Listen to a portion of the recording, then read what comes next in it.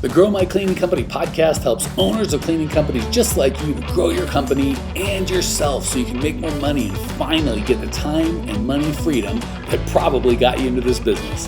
Discover how to automate and create systems that allow you to grow like crazy without losing control. If you dig the show and want to show some love, subscribe, rate, and review on iTunes. It really helps. Enjoy the show.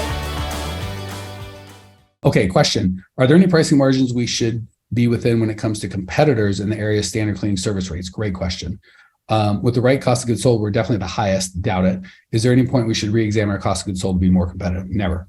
The reason I like the cost of goods sold is it's got locality built in. So what would not make sense if I said, everybody charge $26 an hour, $43 an hour. That's the right rate. Well, the people in San Francisco are like, I can't, it costs me $30 an hour to get people. And the people in Boise are like, it's $12 an hour. It doesn't make any sense.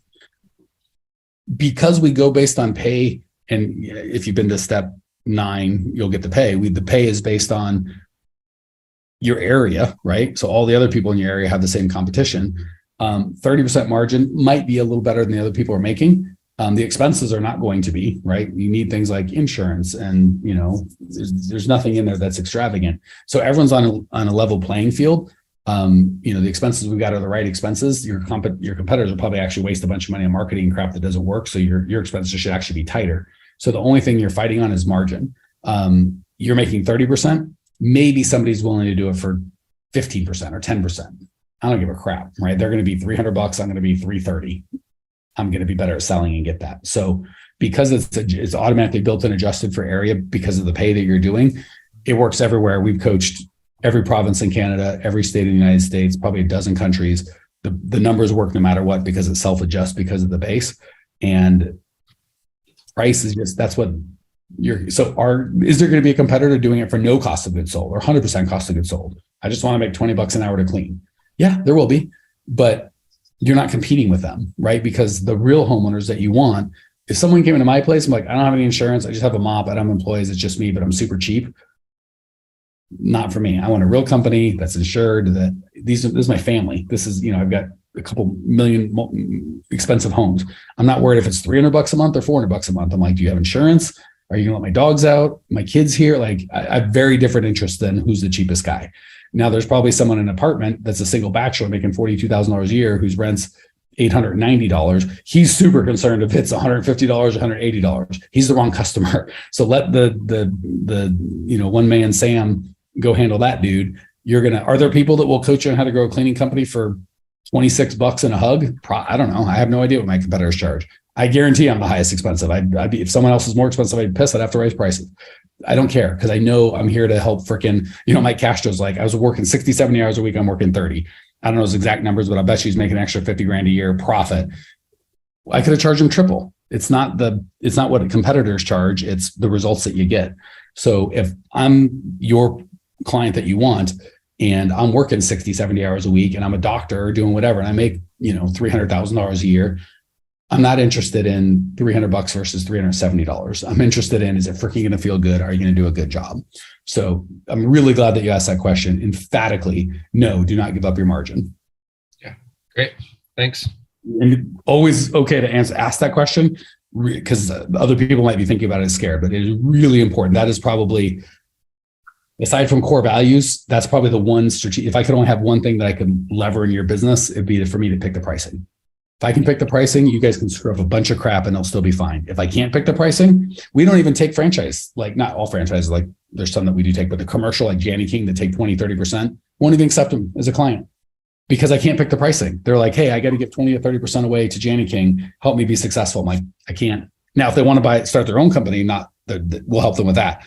But if they're like, I don't get to pick the pricing, I'm like, I won't even take you as a client because you can't be successful. Why would I take your money? Yeah. So when it comes to the whole principle of the Toyota versus the Lexus, we're given the Lexus model. I mean, what would you say to all of us to make sure that we have that we're giving to make sure we are that Lexus versus Toyota? Because in the end, the house still gets cleaned.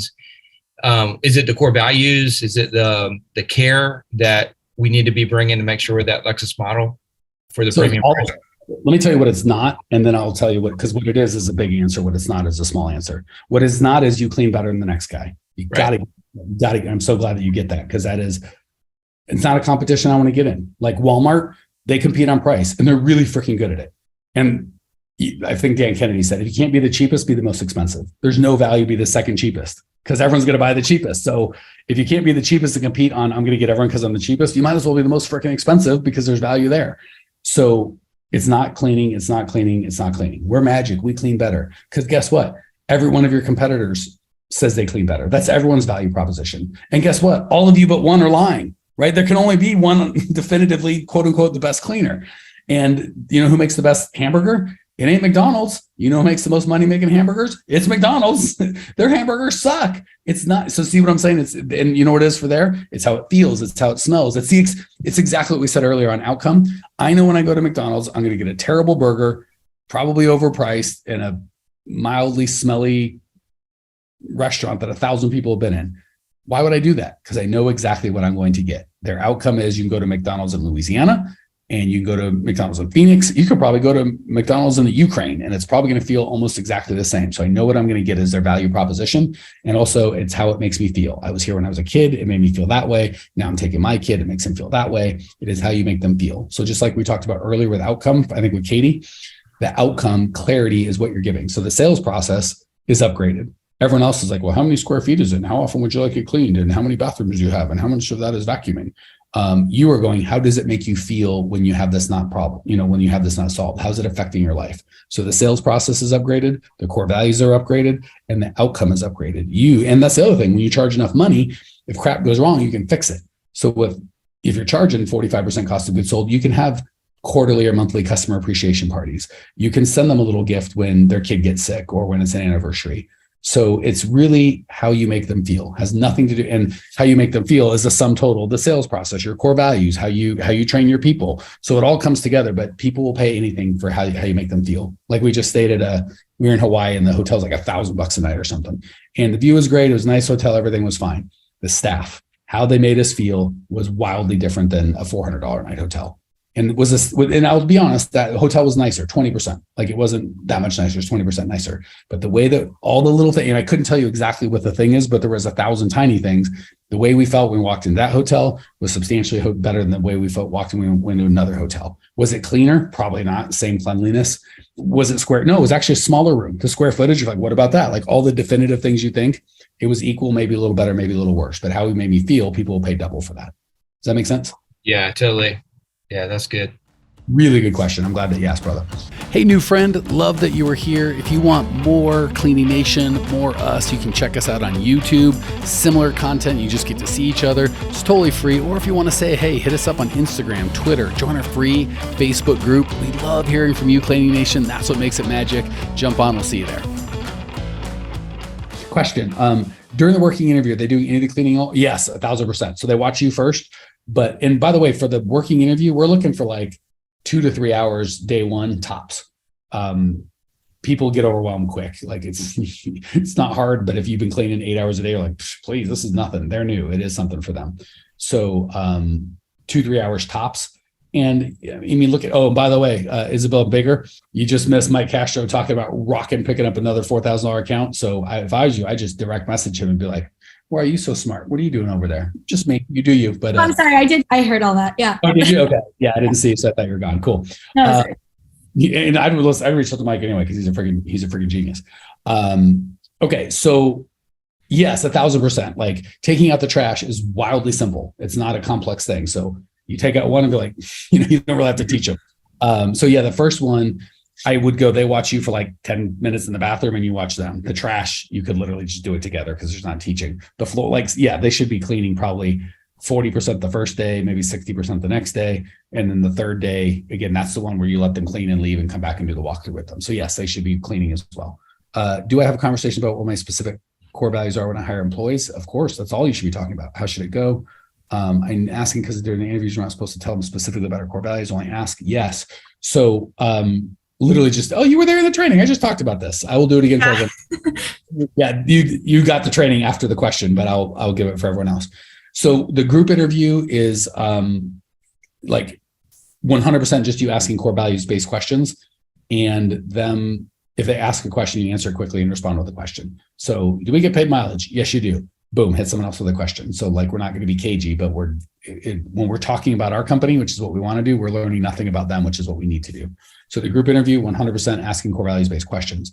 It's funny you asked that. We literally just covered it. So this is for everyone else, Katie. The one-on-one interview is going to be 70-30, 70% core values-based questions, 30% logistics. We do this is how you clock in. This is where you get your timesheet. Here's where we meet. We do the weekly meetings, blah, blah, blah. The working interviews where you really hit the core values, right? So the cleaning, because you're just cleaning, it's a lot more about, and here, perfect examples, you'll see how we interact. I don't know how, unless I'm explaining core values and training it to you, rarely do I go, okay, guys, having fun is one of my core values. I'm going to do 1 unit of fun. Mike Castro and Daniel, you're wearing the same lime shirt. Boom, fun handled. All right, be real. And you know what I'm saying? Like, I just show the beautiful thing about our core values is it's who we are. So my least favorite thing to hear is when people say things like, I got my core values. I paid for a big sign and they're on the back thing. And they're in the signature of my thing. I'm like, great. What are they? And they're like, I know it's have fun. And I think make money. I'm like, good. You have to own these things. So the core values, you just live them so freaking loudly. Certainly you can write them down and tell them. But the goal is when I say, hey, my core values are have fun, make money, be real, help out. You're like, that's what this is. I felt like a vibe around here and I couldn't really articulate it. Have fun, make money, be real, help, but that's what it is. So you want to be living them so loud. If and when you articulate them, they're like, yes, that's exactly what I've been feeling. So the verbalizing it is 6% of it. Like if I told you guys, I care about you all. You're all very important to me. I care so much. Okay, I don't have time. Meeting over. That means nothing. But what I'm like, I'm here for you. I love you. What can we do? I'll go extra. What do you need? We're here for you. We got you. It's all about action. So yes, you can verbally tell them, but that's 2% of it. One of my favorite mentors, Vern Harnish, said, until you walk into your employees talking amongst themselves, not knowing you're there, and they're going like, have fun, make money, mocking you, doing the core values, you haven't done them enough. That's really the goal. They're just like, enough with the freaking core values. That's all you ever talk about. And then when they come to you with a problem, like, hey, I was working with Daniel and he's slow. I don't like it. I don't want to be with Daniel anymore. All right, well, let's talk that through. Are you still here for having fun, making money, being real, helping out? Is that why you picked us? Yeah. All right, well, let's walk through. I can't imagine it'd be fun, Daniel, if you feel like you're working harder. Why don't we grab him? How about making money? And I'm just going to go through the core values one by one. So you're not going to just push them in, but it should come up all the time in natural conversation because that's how they're the rules of the company. Okay. This is a little more logistical side, but do you have any tips on making checklists? I'm trying to get everything in order for hiring. And since it's only been me, I don't necessarily have a checklist. Yeah, I don't really, just like I said, if it's not included, it's because it's not wildly important. I'm sure if you put in the Facebook group, hey, who's got a good residential checklist, someone would hook you up with it. But the checklists aren't the magic. It's really the core values. Because if I'm not a core values match, even the best checklist in the world is going to be worthless. If I'm a perfect core values match, you can give me a checklist, but I don't really need it because I'm going to do a good job either way. The big thing I want, no, we don't give checklists because they're just not crucial and different people want different things. The 2 things I will say on the checklist is 1, they should be 70% identical and 30% have notes for the client. So when I'm going through and you're like, they've got a cat, they got a whatever, this is, ADP's the alarm system and here's a code. So there should always be a customized thing and there should be a checklist. The second thing is anytime we're training anyone on anything, always start with outcome and then go to kind of the logistical. So the outcome should be, if I was training you, I'd go, here we go, Katie, your core values match. You want to have fun, make money, be real, help out. Right. Cool. When the outcome for us is, this is what I promise my customers. Christina is an amazing lady. She works really hard. When she comes home, we want her to be like, oh, the cleaners were here. I love my favorite day is cleaning day. I feel so happy and welcome when I come home. So before you leave, you're going to have the checklist and I want you to check all that stuff. But at the end of the day, I want you to just walk through this house, just like Christina is going to be coming home. And if you get that feeling, you did a good job. If you don't, fix it.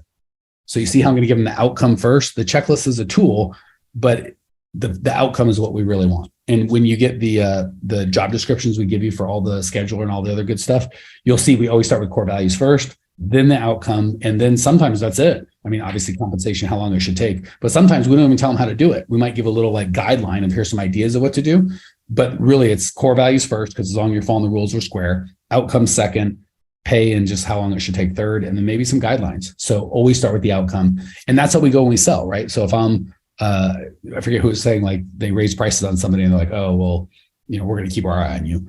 It's like, that's not an outcome I want. So they're saying the outcome is we're going to follow you around and make your life miserable. Like, I'm out, forget it. So I would respond to that. Hey, we want to make you, I would say, here's the outcome we want. You come home and you're like, oh, the cleaners were here and I feel loved and cared for, and I can't wait to just relax in this house. I've had a hard day. If that's what you're looking for, we are a good fit. If you're like, I'm going to go find something the cleaners miss so I can yell at them, we're not a good fit. That's not what we're here for. So do you see how you set the outcome both on the customer and the client and the employee side? Yes, that makes a lot of sense. Thank you. Really good question, Katie. Thank you for asking. Well, here we are, the end of the podcast, and you made it. Great job. I've got a little bonus for you for sticking through with me. But like I mentioned before, if you got value out of this podcast and you want to show a little love, subscribe, rate, and review on iTunes, Spotify, wherever the heck you're listening to this thing. Share it with a friend. Share the love. And as a special thank you for those of you that stuck with me to the end, how about I give you my personal phone number so we can text? It's a great way for me to get to know you, your business, your goals personally. So shoot me a text now, 602-932-6431, 602-932-6431. I am the only one who responds to these texts, and I will personally respond to everyone I possibly can as long as this number is manned. Don't know how long we're going to keep this at the end of the podcast, so grab it now, 602-932-6431. Give me a text, say hey, can't wait to meet you.